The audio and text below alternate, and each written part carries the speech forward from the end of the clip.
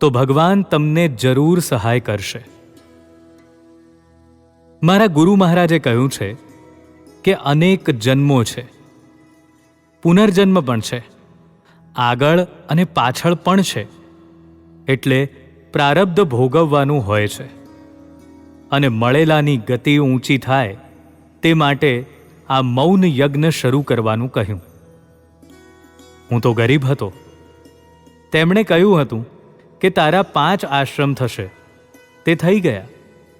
કુંભકોણમ, નડિયાદ, સુરત, નરોડા, ડીસા. મને બીજી વૃત્તિ પણ ઉઠતી નથી. મારી સાથે કામ કરનારા હરિવદન ઠાકોર જેવા મિત્રો પણ આશ્ચર્ય પામે છે અને કહે છે કે અમારાથી પણ આવી રીતે રકમ થઈ શકતી નથી, જ્યારે મારા જેવા ગરીબથી 5 આશ્રમો થયા. એ ઈશ્વરની કૃપા છે. એની કૃપા હોય તો માણસને રંકમાંથી પણ રાય બનાવે. ભગવાન 1000 હાથવાળો છે, એ વાત બિલકુલ સાચી છે. ચોમાસામાં ખાડા જાજરૂમાં હાજતે જવાની પંચાત હોય છે. અમને તો તેવી ટેવ પડેલી છે. અમે તો ચોખ્ખા રાખીએ છીએ, પણ શહેરી લોકોને તો ફાવે નહીં. કોઈકે સારા પાકા જાજરૂ માટે સલાહ આપી અને જાજરૂ માટે પૈસા પણ આપી દીધા અને જવાબદારી સ્વીકારી લીધી. અમને તો ભગવાનની કૃપાથી જેની જરૂર પડે તે મળતું જ જાય છે. ખાવા પીવામાં વાંધો આવે તો તેને પણ અમે ઉત્તમ જ માનીએ. અમે દાણોએ નકામો નથી જવા દેતા. અમે કોઈને આપી નથી દેતા. વધે તો 2 ટંક પણ ચલાવીએ છીએ. જેઓ કહે છે તેમને કહીએ છીએ કે તમે સલાહ આપો છો તો 2 પૈસા આપો ને. પરસેવો પાડેલા પૈસા આપી શકાય. આમાંથી આપવાનો અમને અધિકાર નથી. કણ માત્ર પણ નહીં. ભાત વધે છે તો કલાકે કલાકે ઠંડા પાણીમાં રાખીએ છીએ. ઓચિંતા માણસો આવી પડે તો જે રાંધ્યું હોય તેનાથી ઓછું ખાઈને ચલાવી લઈએ છીએ.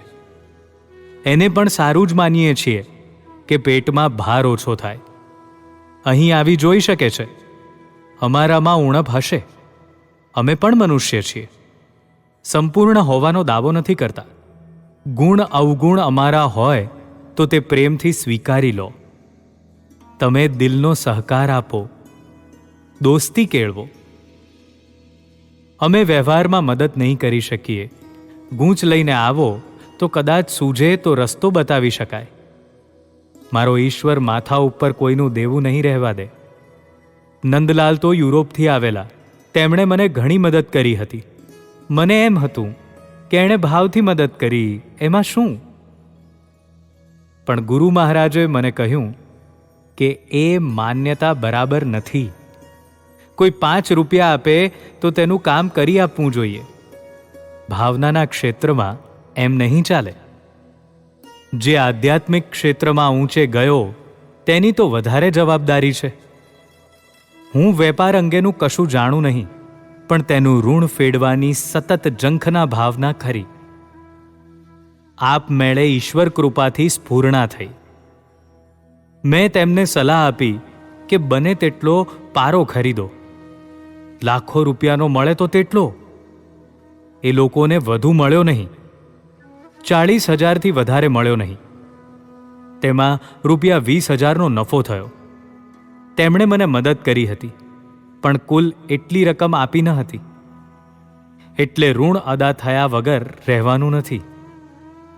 એ પૈસાથી જ અદા થાય એવું નથી. માનસિક શાંતિ અથવા એવા જ એક યા બીજા માર્ગ દ્વારા પણ અદા થાય.